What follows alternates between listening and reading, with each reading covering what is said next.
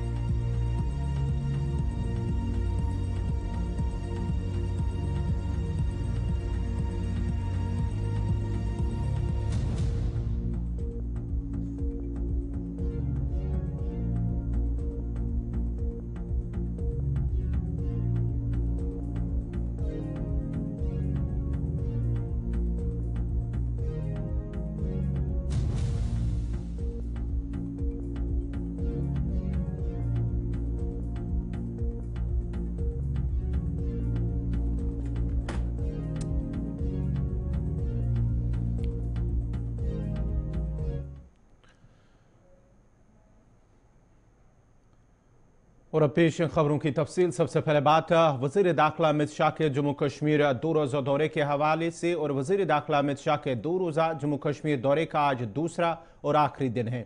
और आज वज़ीर दाखिला अमित शाह ने श्रीनगर के प्रताप पार्क में यादगार शोहदा की संग बुनियाद रखी है। श्रीनगर स्मार्ट सिटी प्रोजेक्ट के तहत बलिदान स्टंप को बनाया जाएगा और इन लोगों की याद में बनाया जाएगा जिन्होंने कौम के नाम अपनी जाने कुर्बान की है। इस मौके पर उनके हमरा जम्मू कश्मीर के एलजी मनोज सिन्हा, सूबाई कमिश्नर कश्मीर और साथ ही साथ दीगर सीनियर अफसरान भी मौजूद थे। इस सिलसिले में इंतजामी की जानिब से सिक्योरिटी के सख्त इंतजाम किए गए हैं। आपको बताते चले कि वज़ीर दाखिला अमित शाह का जम्मू कश्मीर दौरा कल शुरू हुआ, जहां कल पहले उन्होंने जम्मू में श्यामा प्रसाद मुखर्जी की बरसी पर उन्हें खराज अकीदत पेश किया। उसके बाद ही कई प्रोजेक्टों का संग बुनियाद रखा और कई प्रोजेक्टों का इफ्तिताह किया। उसके बाद ही शाम देर गई उन्होंने श्रीनगर का दौरा किया और श्रीनगर में भी कई प्रोग्रामों में उन्होंने शिरकत की और साथ ही साथ कई प्रोजेक्टों का इफ्तिताह और संग बुनियाद भी रखा है। और कल शाम देर गए उन्होंने सिक्योरिटी सूरत हाल के हवाले से एक आला सतही मीटिंग की सदारत की, जिसमें जम्मू कश्मीर के एलजी मनोज सिन्हा भी मौजूद रहे और साथ ही साथ पुलिस, फौज, सीआरपीएफ और दीगर इंटेलिजेंस इदारों के आला अफसरान ने उस मीटिंग में शिरकत की। और साथ ही साथ अमरनाथ यात्रा के हवाले से सिक्योरिटी और दीगर जो इंतजामात है उस पर भी जायजा लिया है। और आज सुबह ही श्रीनगर के प्रताप पार्क में उन्होंने बलिदान स्टंप का संग बुनियाद रखा है।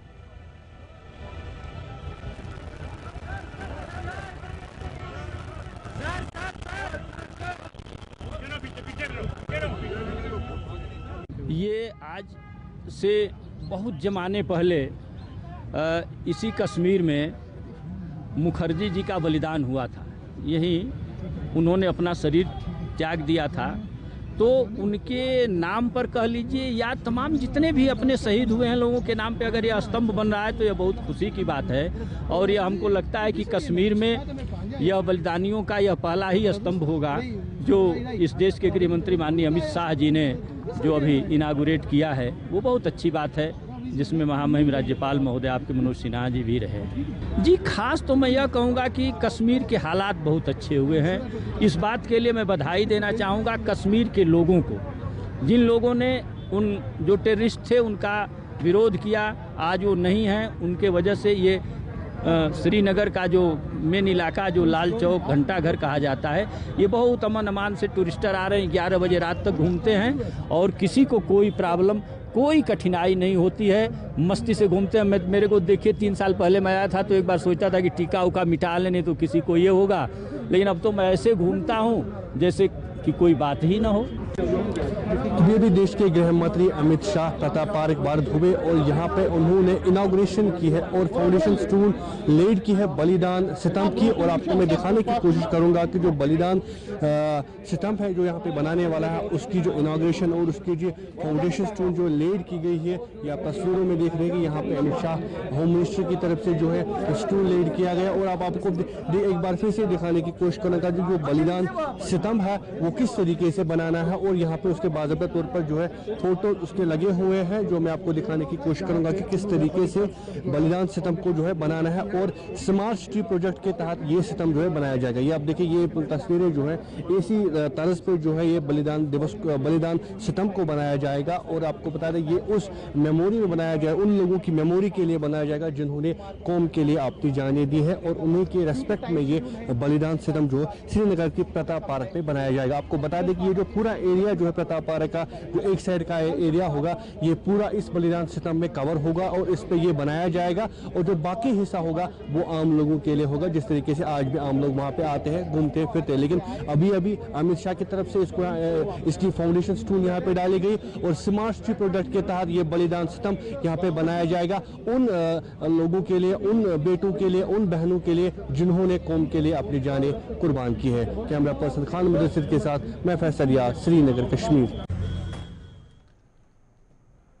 श्रीनगर के अमीर रोड में एक शॉपिंग कॉम्प्लेक्स में आग की एक होलनाक वारदात रूनुमा होने के बाद कई दुकानों को नुकसान पहुंचा है, जबकि 2 अफराद जख्मी हो गए हैं। आज सुबह 10 बजे के करीब अमीर रोड श्रीनगर में एक शॉपिंग कॉम्प्लेक्स में अचानक आग नमूदार हुई, जिसके बाद फायर सर्विस अमले को इतला दी गई और मौके पर पहुंचकर अगरचे आग पर काबू पा लिया गया। ताम आग बुझाने के दौरान 2 अफराद जख्मी हो गए, जिन्हें फौरी तौर पर इलाज मुआवजे के लिए अस्पताल मुंतकिल किया गया। जख्मियों में एक फायर सर्विस अमले का एहलकार जबकि एक मकामी शहरी भी शामिल है।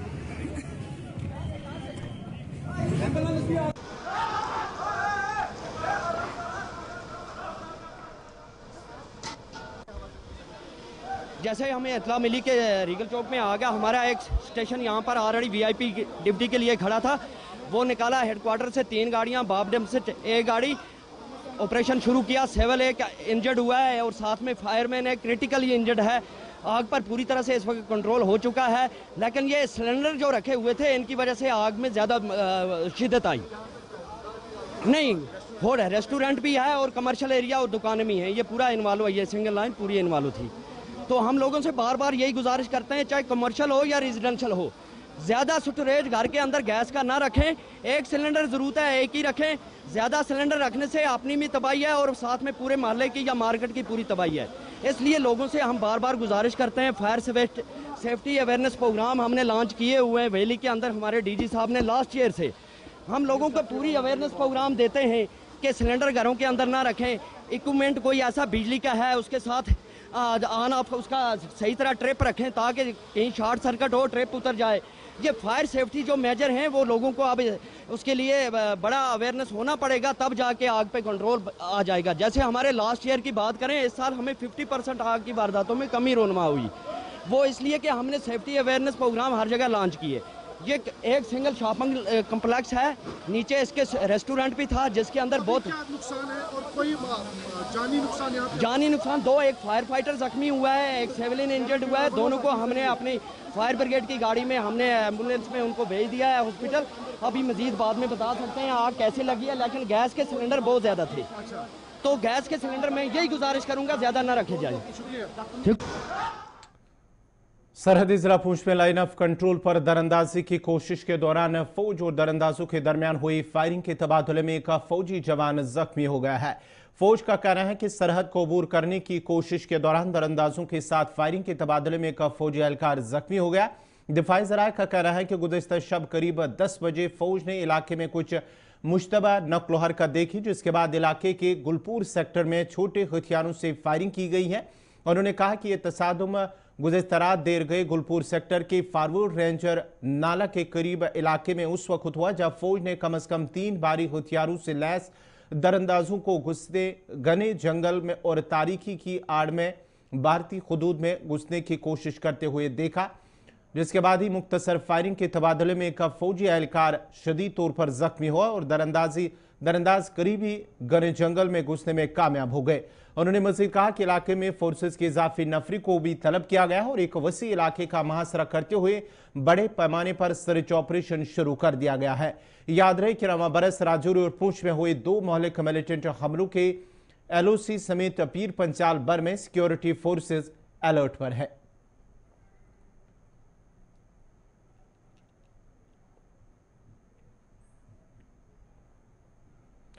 यकम जुलाई से शुरू हो रही अमरनाथ यात्रा के लिए जहां इंतजामिया की जानिब से इंतजामात को हतमी शक्ल दी जा रही है, वहीं यात्रा के दौरान लंगर का एहतमाम करने वालों की आमद का सिलसिला भी शुरू हो चुका है और लखनऊ से आए हुए लंगर का इंतजाम करने वाले वादी की तरफ वारिद हो रहे हैं, जिनका कहना है कि वो गुज़िश्ता 34 सालों से यात्रियों के लिए खाने पीने का बंदोबस्त कर रहे हैं और उन्होंने कहा कि वो पुरुम्मीद हैं कि रमज़ान साल के दौरान यात्रियों की एक बड़ी तादाद गुफा का दर्शन करने के लिए जरूर आएंगे।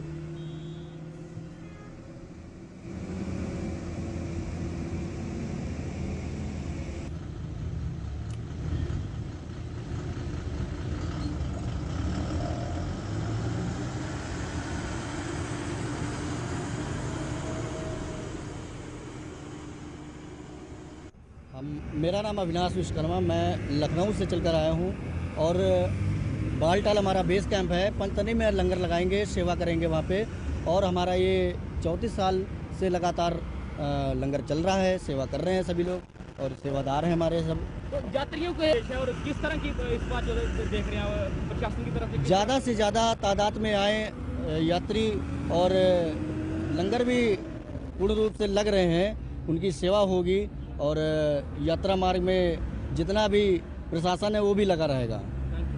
संतोष कुमार पांडे लखनऊ से हैं। 34 साल से हम लोग लंगर लगा रहे हैं और हम लोग यात्रियों की सुविधा के लिए बहुत पहले से तैयार रहते हैं और पुलिस प्रशासन भी, हमारी पूरी टीम जो है, सबका सहयोग, अति सबका उत्साह देखने को मिल रहा है कि बहुत अच्छा रिस्पांस मिलना चाहिए। तो क्या मैसेज रहेगा उन यात्रियों को? जो यात्रियों से हम लोगों का मैसेज ये रहेगा कि वो जितनी ज़्यादा से ज़्यादा संख्या में आ सकते हैं आ जाए, उनको कोई भी दिक्कत नहीं होगी।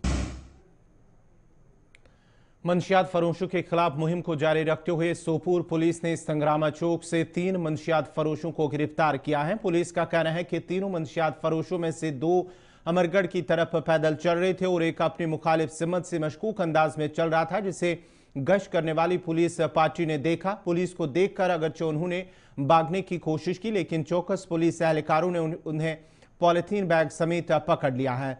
पॉलीथीन बैग की तलाशी के दौरान हेरोइन जैसी नशावर चीजें बरामद हुई और उन्हें फौरी तौर पर गिरफ्तार करके एक केस दर्ज किया और तहकीकात शुरू कर दी गई है। गिरफ्तार मंशियात फरोशों की शिनाख्त गुंडू डोडा के रहने वाले अब्दुल लतीफ गोजर, सिदरा जम्मू की रहने वाली परवीन कौसर और अखरूनी रफीआबाद की रहने वाली शबनम बेगम के बतौर हुई है। पुलिस ने अपने बयान में सिविल इंतजामिया सिविल सोसाइटी मेंबरान से दरख्वास्त की है कि वो अपने आस पड़ोस में मंशियात फरोशों के बारे में किसी भी मालूमात के साथ पुलिस के साथ ताउन करे और पुलिस को इतला दे।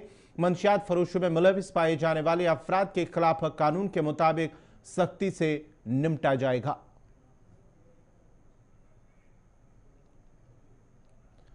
नाजरीन, खबरनामा जारी रहेगा। यहाँ पे छोटा सा तिजारती वक्फा।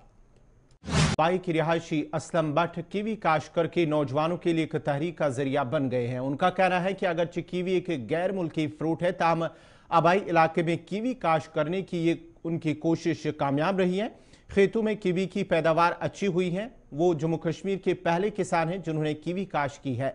इससे कबल वो फौज में मुल्क की खदमात अंजाम दे रहे थे और अब वो फौज में रिटायर होने के बाद अपनी खेती बाड़ी कर रहे हैं।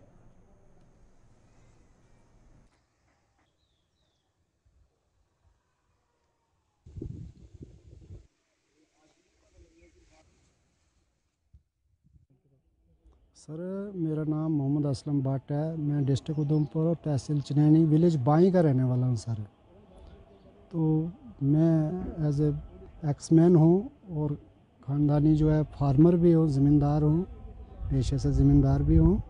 तो मैंने ये बाई में सर डिपार्टमेंट हॉर्टिकल्चर की तरफ से जो है मैंने ये कीवी का ऑर्चर्ड लगाया है। छोटा सा ऑर्चर्ड है, फ्रूट है सर। जहाँ तक मैंने सुना है कि इसको जो है डॉक्टर भी जो है कहते हैं कि जैसे कि डेंगू मलेरिया है, किसी को और कुछ हार्ट की प्रॉब्लम है, ब्लड शुगर है या और कुछ ऐसी बीमारी है जिस पे कीवी बहुत फ़ायदेमंद चीज़ है, जो है वो दवाई की जगह काम करती है सर। तो विदेशों से जो फ्रूट आता है तो तकरीबन 60-70 रुपये का एक पीस जो है हमें उसमें रिटेल में मिलता है हमें। तो मेरे को एक ऐसा शौक़ आया कि क्यों नहीं ये फ्रूट हम खुद भी जो है इस चीज़ पे जो है जाएँ और कोशिश करें इस चीज़ को तैयार करने की। और मैंने यहाँ जो डिपार्टमेंट की तरफ से उनकी सहायता से जो है मैंने एक 60-65 पेड़ों का जो है एक छोटा सा बगीचा लगाया है और ये तीसरे साल ही जो है इस साल फर्स्ट बार फ्रूटिंग पे आया और अच्छा फ्रूट आया है। अभी पेड़ इतना नहीं है कि जो इतना सहन कर पाए, इतना फ्रूट आया है। पेड़ छोटा है, लेकिन एक दो लिखे नौजवान हैं उनके लिए तो हमारी यही रहेगी सर सलाह कि वो आए इस चीज़ की तरफ। अगर मैं इस उम्र में जो आकर यहाँ रिटायर होने के बाद अगर इस पे जाता हूँ तो मेरे को उम्मीद हुई है कि मैं बुढ़ापे में ये मेरे लिए एक सहारा है सर। तो जवानों के लिए यही चाहता हूँ कि वो भी आएँ इस चीज़ में और काम करें। अच्छी प्रॉफिट वाली चीज़ है ये और फ़ायदेमंद भी है, तो आना चाहिए इस पे। कीवी के जो बगीचों पे कीवी उगाएं अपने इसमें जम्मू कश्मीर में, तो फ़ायदेमंद है। हमें बाहर से मंगवाने के बेहतर हमें यहाँ पर। शुमाली कश्मीर कुपवारा करना के लोगों ने शिकायत की है कि सब डिस्ट्रिक्ट अस्पताल टंगडार में डॉक्टरों की शदीद कमी से मरीजों को मुश्किलात पेश आ रही हैं। मकामी लोगों का कहना है कि SDH टंगडार में मतलूबा 17 डॉक्टरों में से फिलहाल सिर्फ 6 MBBS डॉक्टर इस अस्पताल में काम कर रहे हैं, जबकि गायनोकोलॉजिस्ट, फिजिशियन स्पेशलिस्ट और माहिर अतफाल की अदम मौजूदगी की वजह से अस्पताल में आने वाले मरीज बेबस और परेशान नजर आ रहे हैं। उन्होंने मजीद कहा कि हालिया तबादलों के नतीजे में 3 डॉक्टरों की दूसरी जगह मुंतकिली हुई है, ताम अभी तक कोई मुतबादिल नहीं लाया गया। मकामी लोगों ने मजीद कहा कि करना के इलाके में तकरीबन 1 लाख की आबादी सिर्फ 2 लैब टेक्नीशियन और 1 एक्सरे टेक्नीशियन पर इन्हिसार करती है।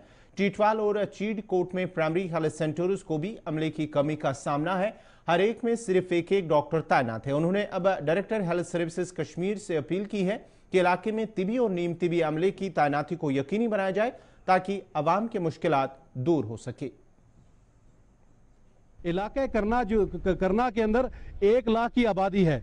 1 लाख की आबादी जो है पिछले कई सालों से सफर कर रही है। पिछले 15 सालों से डॉक्टर यहाँ काम कर रहे हैं। उन बेचारों का मुंह देख के हम परेशान हो रहे हैं, वो हमारा मुंह देख के बेचारे परेशान हो रहे हैं। गवर्नमेंट को चाहिए सबसे पहले आप ट्रांसफर पॉलिसी जो है वो पहले लागू करें। यहाँ पे ट्रांसफर पॉलिसी आप लागू करेंगे, जिन डॉक्टरों को 15 साल हो गए, 10 साल हो गए, वो यहाँ से जाएंगे, नए डॉक्टर यहाँ आकर काम करेंगे। जिन डॉक्टरों की यहाँ अपॉइंटमेंट हुई है वो डॉक्टर यहाँ आ ही नहीं रहे। लोग परेशान हाल हैं। लोग 30 बेडों की अस्पताल है, इसको अभी तक आपने अपग्रेड किया ही नहीं है। 30 बेडों की है तो 30 बेड की है, 50 बेड की नहीं की है। आपको चाहिए कम से कम 50 बेड की, तो अस्पताल को इसको तो अपग्रेड करें। तो जहां आपने बिजली की बिलें जो है चढ़ा दी हैं, गैस सिलेंडर इतने महंगे कर दिए, आज एक आम आदमी मेडिकल इतना बर्दाश्त कहां से करेगा। यहाँ डॉक्टर मिलते नहीं है, श्रीनगर जाना पड़ता है लोगों को। गरीब आदमी इतना खर्चा अफोर्ड करके श्रीनगर कहाँ चला जाए। कम अपनी ट्रांसफर पॉलिसी को सबसे पहले सही कीजिए। जो लोग इतने सालों से यहाँ काम कर रहे हैं, कोई और आने के लिए तैयार ही नहीं है। अगर कोई और आने के लिए तैयार होता है, वो कहते हैं यार 10 साल एक डॉक्टर को करना के अंदर हो गए, हम वहां आएंगे तो करेंगे क्या। हम वहां आकर फिर हम ट्रांसफर कैसे होंगे। 3 साल के बाद, 2 साल के बाद, 4 साल के बाद आप डॉक्टरों को ट्रांसफर करेंगे, नए डॉक्टर यहाँ आएंगे तो कुछ ना कुछ बीमारों को जो है वो राहत मिलेगी। बच्चों का डॉक्टर कोई नहीं है। खुदा न खास्ता आज इस वक्त बच्चे इतने बीमार हैं, कुछ लोग बेचारे परेशान होकर श्रीनगर उनको लेके जाना तो करो। जो बात करने वाला है उसकी टांग खींचते हैं, उसको पीछे से जबरदस्ती जो है धमकाया जाता है कि आप मत बोलो, आप मत बोलो। क्यों, कब तक चुप रहेंगे, नाइंसाफी बर्दाश्त करते रहेंगे। कम से कम आपको ये तो सोचो, अल्लाह के सामने कुछ जवाब तो आपको देना है। लेकिन सबसे पहले हमारी जो अहम ज़रूरत है रोज़मर्रा ज़िंदगी के अंदर, वो हेल्थ डिपार्टमेंट है। जो कि मैं यूँ कहूँ कि इस डिपार्टमेंट के अंदर इतनी डिफिशेंसीज देखने को मिल रही हैं कि इंसान दंग रह जाता है कि किस तरीके से यहाँ की इंतज़ामिया जो है इसको चला रही है। तहसील करना की आबादी जो कि लगभग 1 लाख पे मुश्तमिल है, और इसके अंदर मैं शुरुआत में बताना चाहता हूँ, टीटवाल जो PHC सेंटर है वहाँ पे सिर्फ 1 डॉक्टर जो है वो तैनात किया गया है। मुझे ये समझ नहीं आती कि PHC सेंटर में सिर्फ 1 डॉक्टर, और वही डॉक्टर जो है वो नाइट भी दे, वही जो है वो दिन में भी अपनी ड्यूटी करेगा। वो पेशेंट्स को किस तरह कब देखेगा, वो घर कब जाएगा, वो डिफिशेंसी आप देख लें उस इलाके का क्या हाल होगा। वहाँ से आप ऊपर चढ़ के आ जाएं चित्रकूट PHC सेंटर में, तो आप देखेंगे कि चित्रकूट के अंदर भी वाहिद 1 डॉक्टर है, वहाँ का भी सेम हाल है। उसके बाद आप घबरा में चले जाएं, वहाँ पे पैरामेडिकल स्टाफ बिल्कुल नहीं है। आप मेन हॉस्पिटल की बात, मैं सब डिस्ट्रिक्ट हॉस्पिटल की बात करूं, यहाँ पे 70 पोस्टें जो हैं वैकेंसीज हैं, उनमें ऑक्यूपाइड जो है हालिया तौर पे आप देखोगे 6 जो डॉक्टर हैं यहाँ पे MBBS मिलेंगे आपको, और वही जो है वो नाइट 36 घंटे एक डॉक्टर जो है वो काम करता है। कितनी मुश्किल और मुशक्कत का मसला है। चाइल्ड स्पेशलिस्ट है ही नहीं, गायनोकोलॉजिस्ट है ही नहीं, फिजिशियन स्पेशलिस्ट है ही नहीं, एनेस्थीसिया स्पेशलिस्ट है ही नहीं। डोडा के मुतअद्दिद इलाकों के लोगों ने शिकायत की है कि डोडा शहर में औकात कार में ट्रैफिक जाम की वजह से उन्हें मुश्किलात का सामना करना पड़ता है। डोडा शहर के लोगों का कहना है कि गर्मी के इन दिनों भारत रोड, शाह रोड, नगरी और दीगर आबता सड़कों पर ट्रैफिक जाम में घंटों इंतजार करना पड़ रहा है। अवाम नाज़ ने मुतल्लिका महकमे से दरख्वास्त की है कि वो ट्रैफिक निज़ाम को बेहतर करने के लिए ठोस इकदाम उठाए ताकि अवाम की मुश्किलात का अजाला हो सके।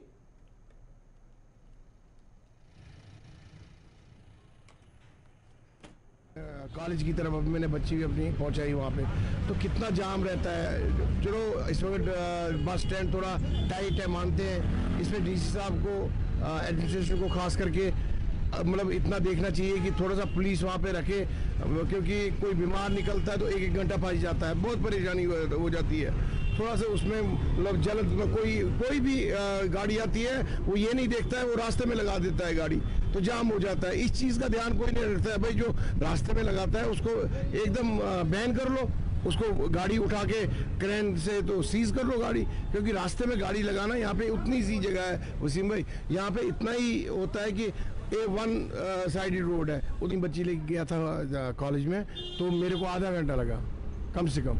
तो कितना मुश्किल होता है, मतलब कोई स्कूटी पे है, क्या बुरी हालत होती होगी, कोई गाड़ी में छोटी, उसमें AC भी नहीं है, उनकी क्या हालत होती है। उधर से गर्मी का मौसम है, इसलिए पुलिस को, एडमिनिस्ट्रेशन को चाहता हूँ मैं, प्लीज़ इस पर नज़रसानी करें और इसको देखें, क्योंकि हम कोई नेता नहीं है, ना हम बनना चाहते हैं। हम लोगों के लिए, डोडा के लिए हमेशा खड़े रहेंगे वसीम भाई हम, क्योंकि ये चीज़ें जो है रास्ते में जो गाड़ी लगती है उसको हटवाओ। वो कहाँ में तनख्वाह लेते हैं, किस चीज़ की तनख्वाह लेते हैं ये? अगर गवर्नमेंट तनख्वाह देता है, किसको देता है? ये तो पूरा मतलब इनको तो 2-2 लाख रुपया तनख्वाह है। अगर उसके एवज में ये यहाँ पे 3 पुलिस वाले रहे और ट्रैफिक वाले रहे, कौन सा फर्क पड़ेगा?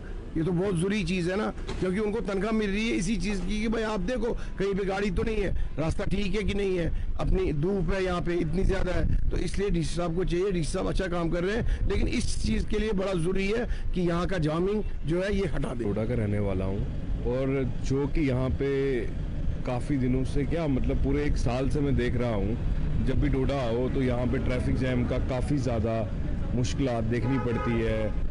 जो भी चाहे गांव से आता है, शहर से आता है, गाड़ी जहां मर्जी आती है, जिस दुकान के बाहर चाहता है गाड़ी पार्क कर देता है। और डिग्री कॉलेज वाली साइड हो, हॉस्पिटल वाले रोड हो, या स्टेडियम वाला देसा रोड हो, हर तरफ ट्रैफिक जैम है। तो मुझे लगता है एडमिनिस्ट्रेशन को कोई लेना चाहिए इस पे कि बाहर निकले ट्रैफिक वाले, किसी भी फालतू गाड़ी को रोड पे लगने ना दे, जिससे ट्रैफिक जैम ना हो। तो सिर्फ 1 दिन के लिए होता है, दूसरे दिन से फिर वही हाल होता है, फिर वैसे ही ट्रैफिक जैम है। डोडा में गाड़ी निकालना नामुमकिन हो गया हुआ है। अगर कहीं भी जाओ आप, किसी भी तरफ, चाहे वो बस स्टैंड हो, ओल्ड बस स्टैंड हो, किसी भी तरफ जाओ, तो बहुत ज़्यादा मुश्किलात है, खासकर गाड़ी वालों के लिए। अपील करेंगे यहाँ की तो एडमिनिस्ट्रेशन? मैं एडमिनिस्ट्रेशन से यही अपील करूँगा कि कोई भी फालतू गाड़ी रास्ते में ना लगाए और सख्त से सख्त कार्रवाई की जाए उनके खिलाफ। नाज़रीन, इसी के साथ ही उर्दू खबरनामा इख्तिताम पज़ीर हुआ। चाहता है अपने मेज़बान गौहर कुछ को इजाज़त दीजिए। अल्लाह हाफ़िज़।